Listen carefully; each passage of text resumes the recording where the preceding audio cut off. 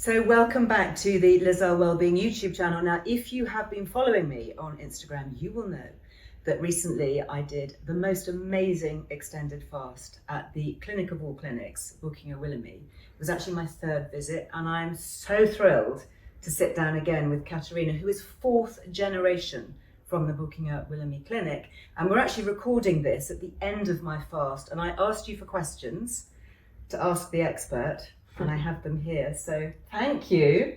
Thank you for everything that you and your family do. Thank you for giving us the time here. Can you just, for those of you who didn't watch you before, just explain who you are, fourth generation, what is the history? Dr. Otto Buchinger, who is the founder of the Buchinger fasting method, was my great-grandfather. So in total, we are now the fourth generation in the family business.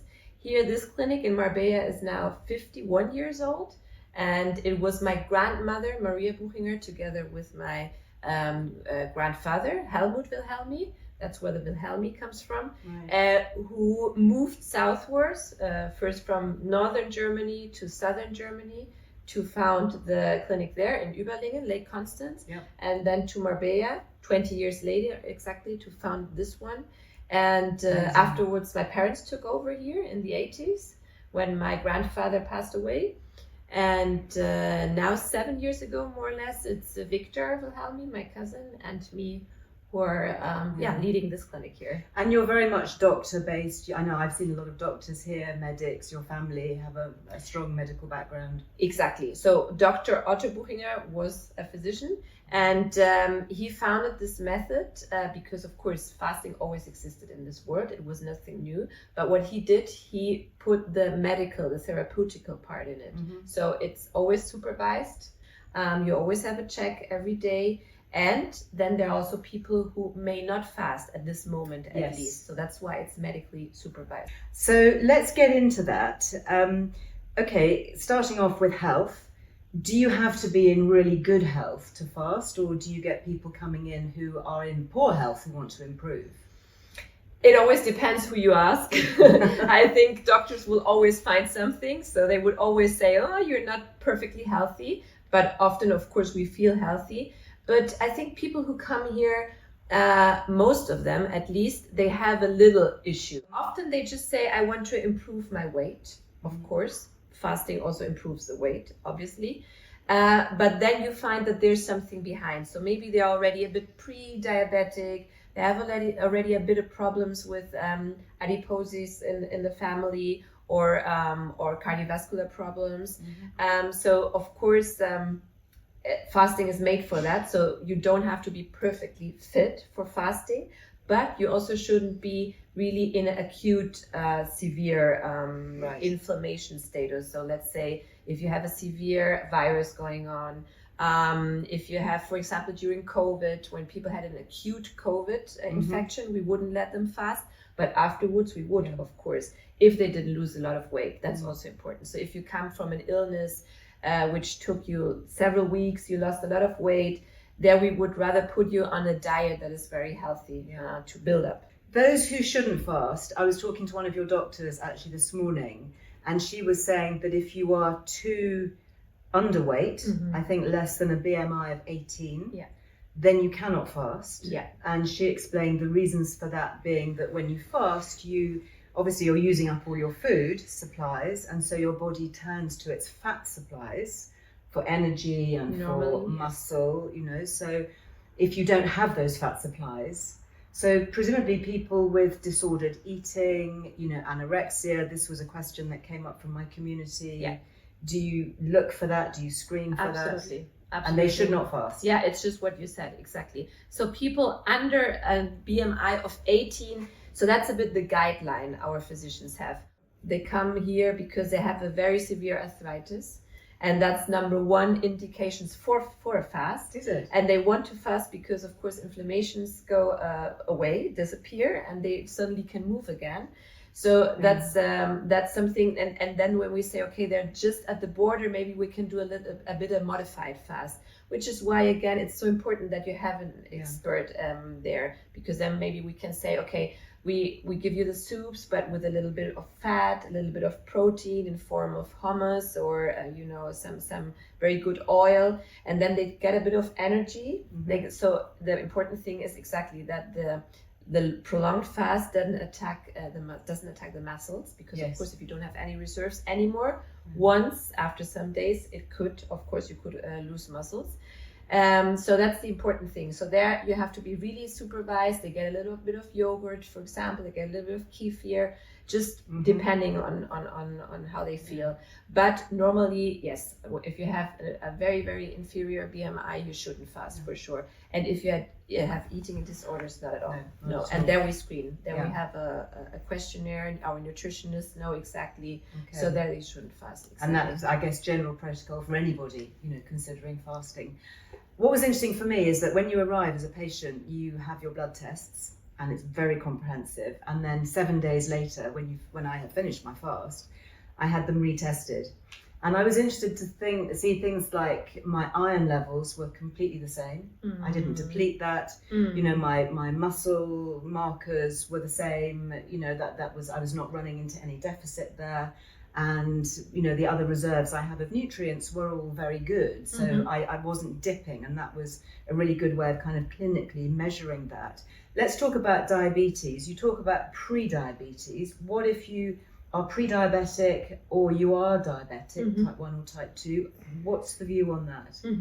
So we have a clear indication for diabetes 2, that those people, if they fast, I even had men crying because they could stop their medication while fasting. And of course, if you have a change of lifestyle afterwards, you could even, really stop your medication afterwards. So their fasting can be a really strong trigger to make a change in your life and shift your nutrition totally. So once you see that your body can really lose weight, you lose fat in the blood. So there you can really see that you're able. And afterwards, if you have maybe a nutritionist at home that can follow you, they can really stop the medication. You would take your medication during the fast, so people come taking medication? Well, they start with the medication, but then together with our doctors, they can leave it bit by bit. Okay. Yeah. So we have a lot of patients who do that. The diabetes 1, the studies were not totally sure. So that's why people with diabetes 1, we wouldn't let them fast. Of course, they can come, they can do a healthy diet, and they improve their values, of course, as well. And then migraine, I was really interested when I went to the German clinic, talking to the neurology team there, having enormous success with people with migraine. Yeah. And that's quite interesting, because those with migraine have to stay steady, because if they have huge shifts in their routine, it can often be a trigger. So how do those with migraine kind of cope with the fasting process? That's a very interesting answer. We still haven't studied that one. So it's true that I've also often heard that maybe people with migraine, they shouldn't change their nutrition and they shouldn't change their routine, exactly.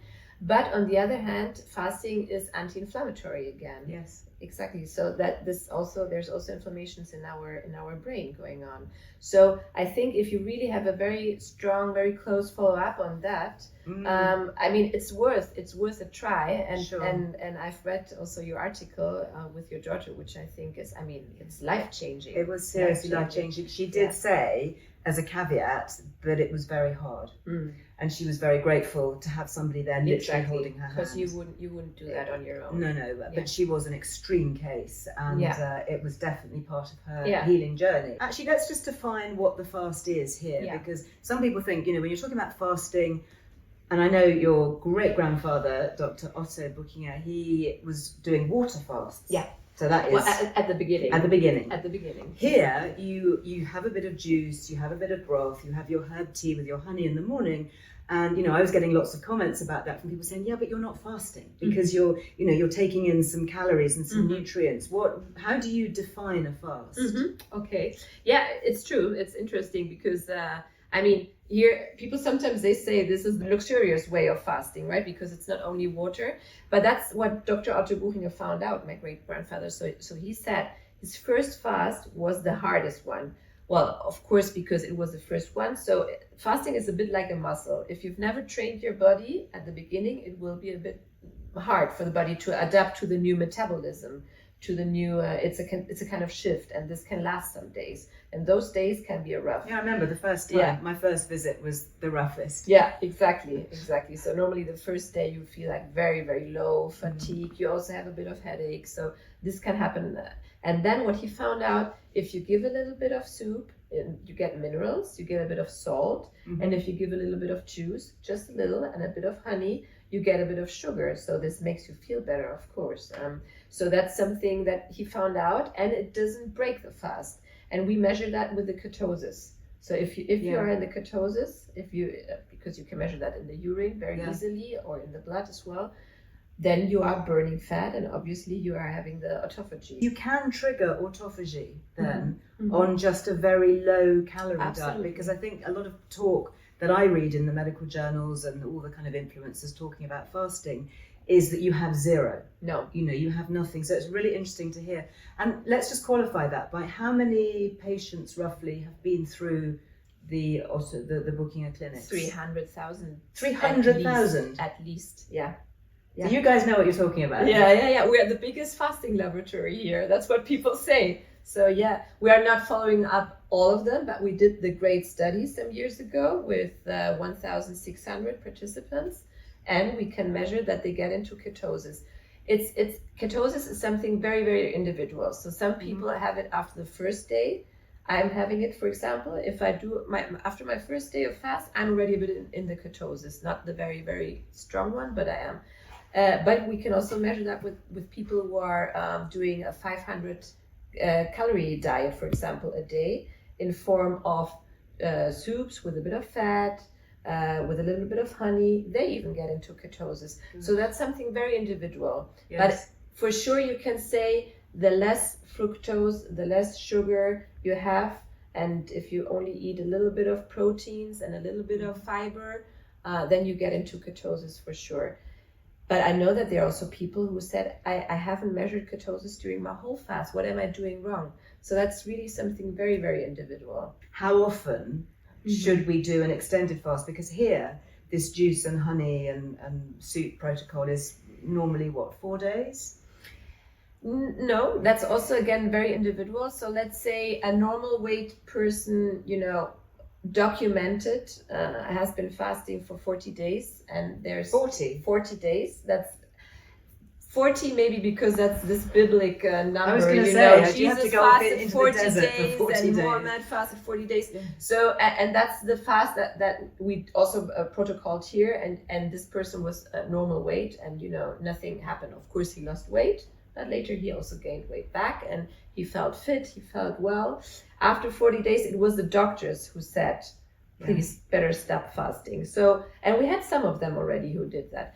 When you come here, and I guess anybody who's looking to do this at home, you have the first day where you eat very lightly, maybe just some rice, steamed, pureed vegetables to start to rest the digestive system. Exactly, and to detox. You lose a lot of liquids that day because you almost eat no sugar and no salt, or very, very little salt. Right. You put very little. And you have a lot of fluids. I know we're encouraged to drink at least 2.5 liters of water? Yeah, exactly. Yeah, a lot. Everywhere you go in this clinic, there are like bottles of water everywhere. It's the reminder, just drink.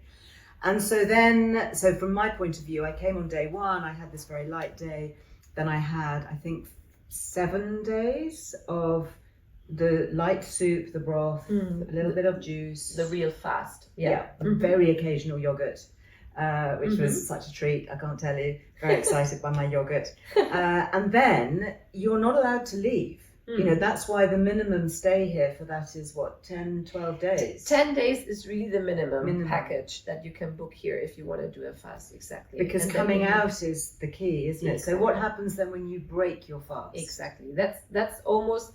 It's the more difficult part than the fasting. I mean, people who have never been doing this, they won't believe, but it's really true. And often people tell us, because once you break the fast, you break it here with some nuts, an apple. Apple puree was so delicious. Exactly. And then you get a more consistent soup in the evening, right? And then even with the soup, sometimes people struggle and they say, "Oh, suddenly I felt, I could feel it. Yeah, I could feel it. I was surprised. It was like, just too much, bloating, so all this kind of problems that start again with the digestion. So you didn't feel that before, but as soon as you start eating a bit more, it starts very often. And then we have at least 3 days where you have to eat properly food, because we start introducing bit by bit proteins overall, because proteins we know that are more difficult to digest, proteins and fat, of course. So we start only with vegetables the first day, a bit of lactose, second day a bit of eggs, bit by bit. Yeah. And if you stay until the 4th day, you even get the fish. Amazing. A lot of people don't get it.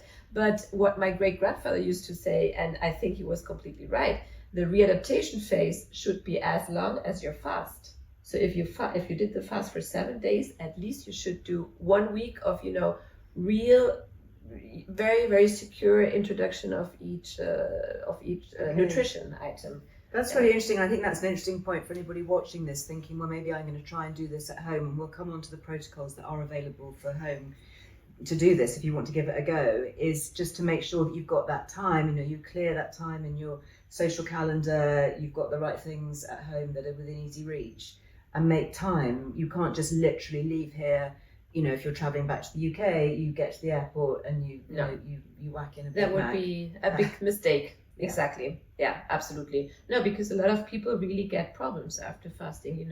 Digestion doesn't start properly, bloating, sometimes nausea as well. So, and there it's so important to have the nurses, nutritionists, and doctors here in house. Yeah. So for those who are thinking about fasting, perhaps a toe in the water, if you like, would be what we call intermittent fasting, and I've written about this in my book, or time restricted eating, where you have this delayed window. Is that something that you've looked at here at the clinic? Do you advocate that?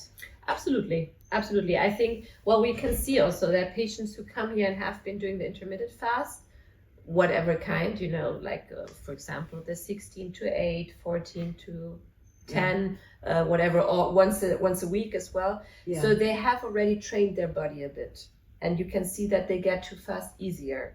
They have less second effects once they start fasting. So absolutely, I think it's a very, very good method to practice this little switch, because if you do this intermittent fasting long enough, you also get a bit of autophagy. Sometimes very individual. Some people do, others don't. Again, but also after the fast, that's something that we recommend. So people who don't want to gain weight that quickly, or have other problems like inflammation and chronic diseases, we often tell them just try to postpone breakfast a bit later, or dinner canceling. And I think it's a very easy method that you can follow up during the week. You don't have to do that always, but during the week, for example. Shall we just explain? We've used this word a couple of times here for anybody who's not familiar with it. Autophagy, because we're seeing it talked about more and more, and I know that the scientist who kind of basically discovered this or put a name to it, he even won the Nobel Prize. Yeah, didn't he? For it, did. I think Japanese 20 years ago or something like that. Yeah. What exactly is it, and what is it doing in the body? Yeah.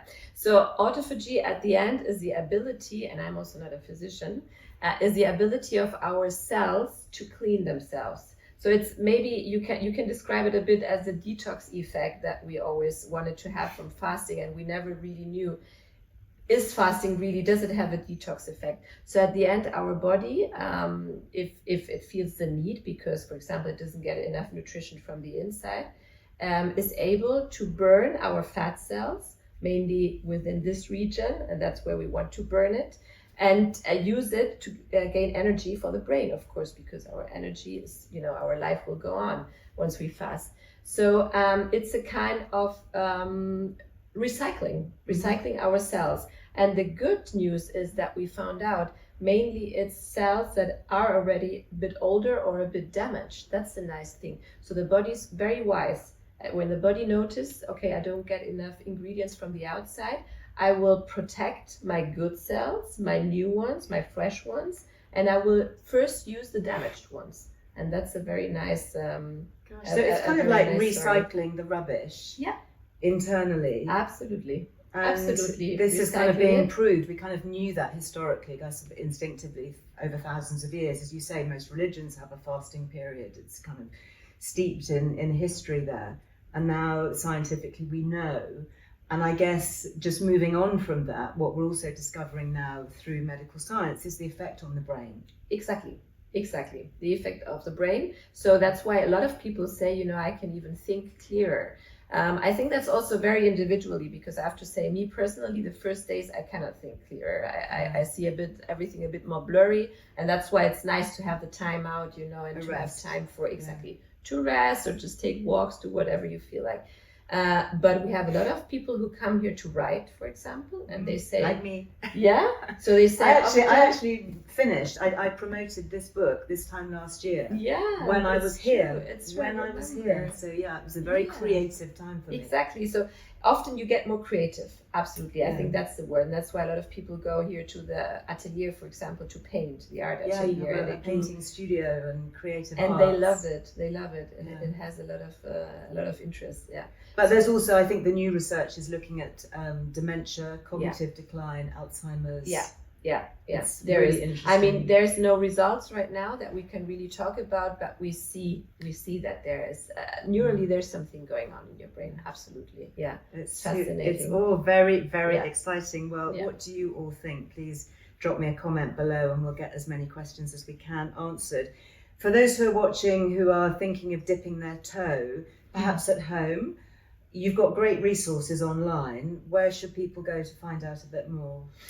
Well, if people want to do it at home, of course, I would always recommend to see a doctor, nutritionist, someone who really has experience with fasting. For a prolonged fast. For sure. I mean, if you want to do an intermittent fasting, I would say go for it, because I don't see any problems. And as long as you don't feel hungry, that's the important thing. So I think your body is very wise. You just have to listen to it. As long as you don't feel hungry is not to say, oh, now it's 10 o'clock, normally I eat my breakfast, I think I will eat it. Now, hungry is really if you notice that there's something going on and you feel tired and you really need food now. But as long as you don't need that, you can do an intermittent fasting without any problems. If you want to do it longer than, let's say, 1 day, 2 days, 3 days, I would really go and see someone who knows about it, who has some experience, like you do, for example, because what we see, and that's why people feel so secure here, is that because you will have a little second effect. You will have, your body needs some time to adapt to this new, because it's a kind of shock for the body, but it's a healthy shock. But you will have some second effects, and it's important to know, are they normal? Are they not normal? What can I do against it? Because here we have a lot of tricks that you can use. So what we have a lot of videos on our YouTube channel, on the Buchinger Wilhelmi YouTube channel. We'll make sure that we put a link to that. Okay, thanks for that. Because there we really explain what happens during fast. And then my aunt, Dr. Françoise Wilhelmi de Toledo, she wrote a book. It's a great book. It's a real manual that we give our patients here the first time. And you can buy it online as well. Yeah, you can. It's about the Amplius method. The Amplius method, it's called. And and otherwise, we always share a lot of tricks and tips online. We have a web shop, but we just talked about it. For right now, we don't send anything out to the UK. It's not possible, but maybe in the future. Thank you so much, Katarina, and thank you for all your questions. And I think that this is a subject that we're going to be coming back to time and time again, because the science is there, isn't it? And the results just speak for themselves. Absolutely. So, thank you. Thank you.